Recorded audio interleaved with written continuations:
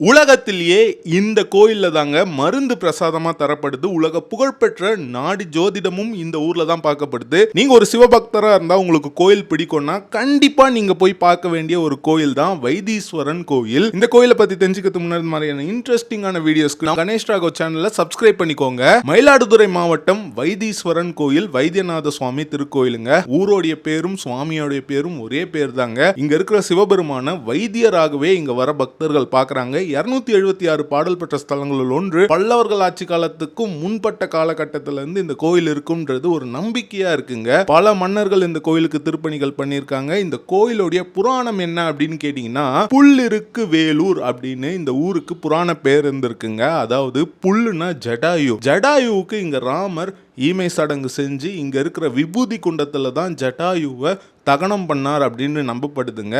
புல் இருக்குன்றது ரிக்வேதம் இங்க சுவாமியை வணங்கினதா நம்பப்படுது. வேல் முருகப்பெருமான் இங்க இருக்காரு. செல்வமுத்துக்குமார சுவாமியா இருக்காருங்க. இந்த கோயில்ல முருகப்பெருமானுக்கு பிரதான வழிபாடு அப்படின்றது இருக்குங்க. வேலூர் ஊருன்றது சூரியனை குறிக்குதுங்க. சூரியனும் இங்க வந்து சிவபெருமானை வணங்கியிருக்காருங்க.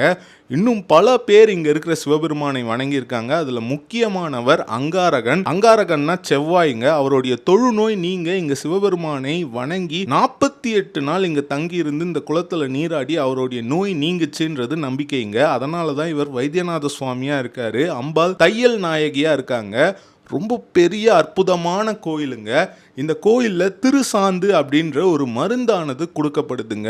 இதை 48 நாள் உட்கொண்டு வந்தால் 4448 வகையான நோய்கள் நீங்கும்ன்றது ஒரு நம்பிக்கையாக இருக்குங்க.